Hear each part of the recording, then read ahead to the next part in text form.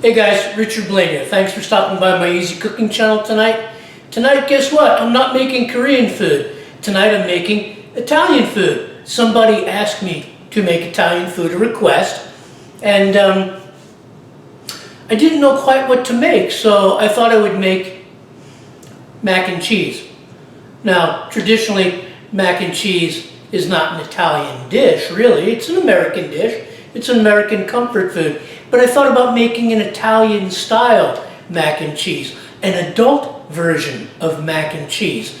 And so I'm going to make you an adult version of mac and cheese. It's not going to be made with pasta. It's going to be made with something called gnocchi, potato gnocchi. And I'm going to make an adult variety of mac and cheese with gnocchi. It's going to be gnocchi in a Gorgonzola cheese sauce with fried bacon, onions, and garlic, topped with some assorted Italian cheeses and baked, and it's going to be delicious.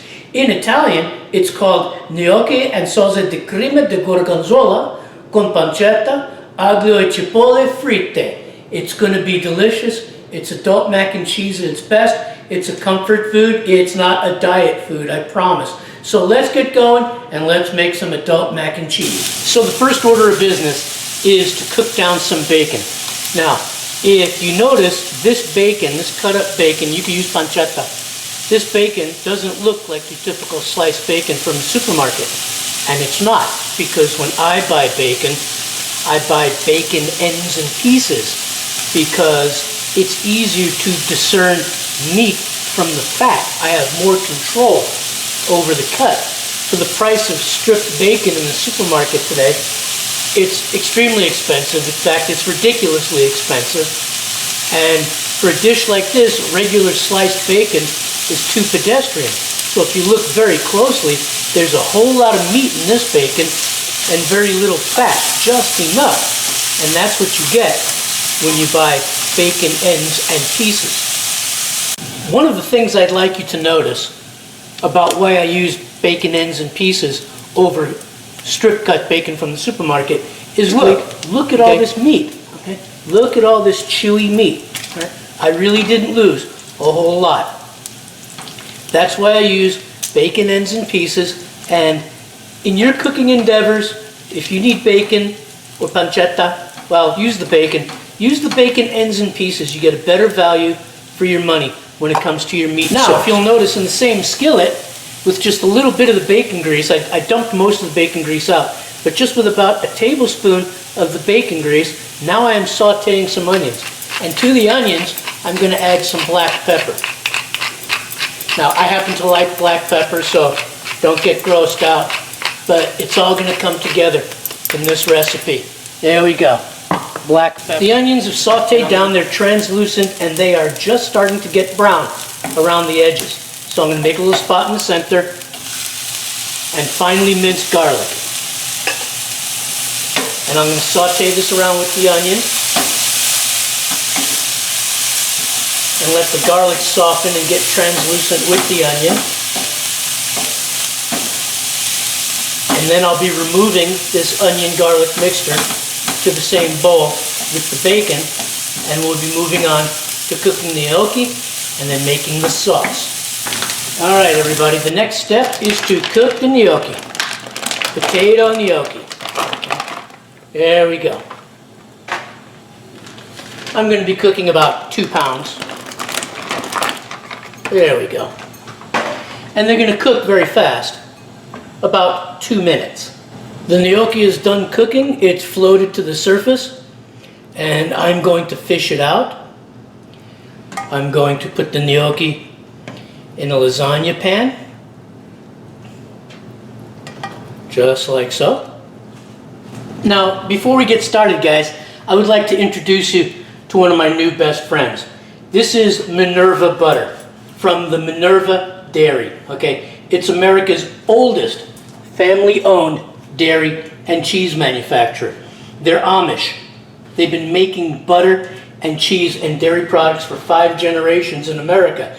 And they contacted me because they liked some of my cooking videos and asked me if I would like to use their butter product. It's natural.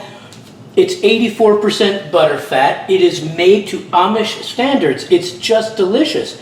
each one of these rounds, this is rolled butter. This isn't butter cut into blocks.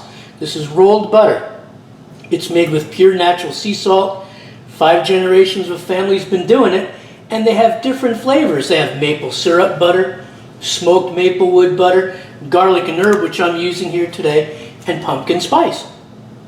All right, this is delicious butter. I've been using it all week, which is really not good for my cholesterol, but it's delicious. It's just delicious. Now, if you buy the salted butter, it's made with pasteurized cream, sea salt, and lactic acid. And if you buy unsalted, it's made with pasteurized cream and lactic acid. All right? It has a fairly decent shelf life too. The salted butter basically has a 180-day shelf life, and the unsalted has about 150 days from the date on the package.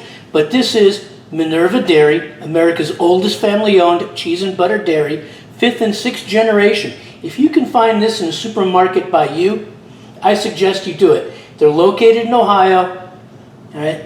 This is just delicious butter. I'm glad they contacted me. This is the butter that I'm going to use to make the roux, to make the bechamel, to make the Gorgonzola cheese sauce. So let's get going. What I'm doing here is I am melting about 4 tablespoons of Minerva garlic and herb butter with about 1.5 to 2 tablespoons of olive oil. Butter for the flavor, olive oil for the heat point. It looks like a lot, and it is a lot, because I'm going to be making approximately 4 cups of Gorgonzola cheese sauce. There it is, the butter is melted, and I'm going to be adding in the flour to make the roux. I'll lower the heat a little bit. There we go, a little at a time.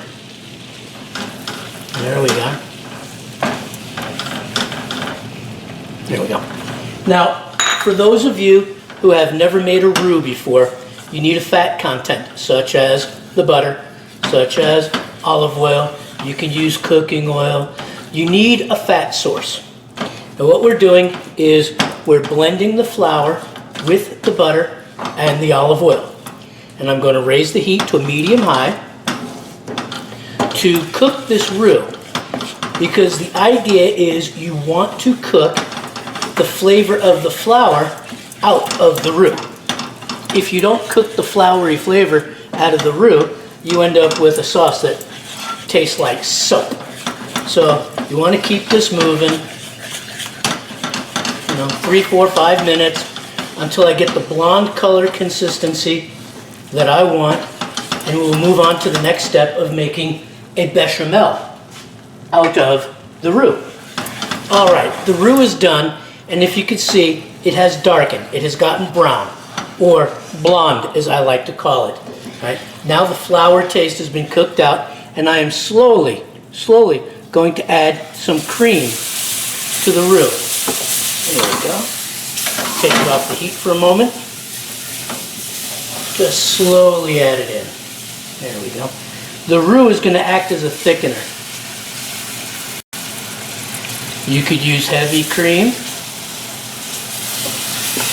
You could use whipping cream. There we go. You could use half and half. There we go. And this roux is going to thicken up this cream. There we go. And this is what we want. There we go. There we go. Now turn it on to a medium-low, and I will mix this roux into the cream, which it will become now a bechamel. This is our bechamel. Bechamel cream sauce. Doesn't that look velvety? Look at that. Got the heat on high enough just to keep it from boiling, but allowing it to thicken up. It still has that lovely color. All the lumps are gone. It's nice and thick, thickening up famously. But before I thicken it up even more, I'm going to be adding something back to the mixture. This is the bacon and the onions and the garlic that I did earlier. And I'm going to mix the bacon and the onions and the garlic into this cream sauce before I add the cheese. This is going to be quite a thick sauce, but will make a lovely, lovely gnocchi mac and cheese recipe.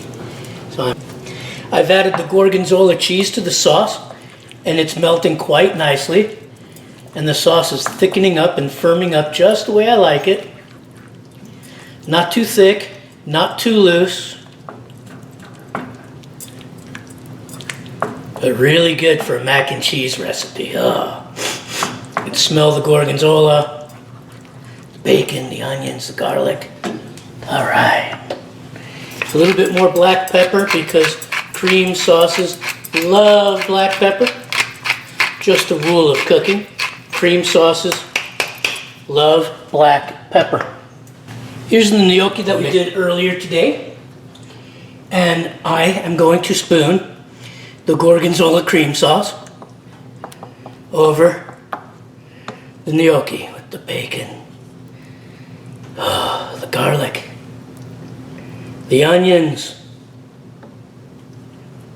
There we go. Right over the top. A little bit at a time. I'm going to have some sauce left over. I can tell. And that's what I wanted.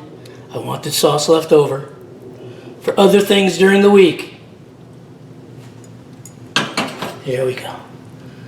I'm going to spoon that Gorgonzola cheese sauce right over the top. Oh yeah. Oh yeah.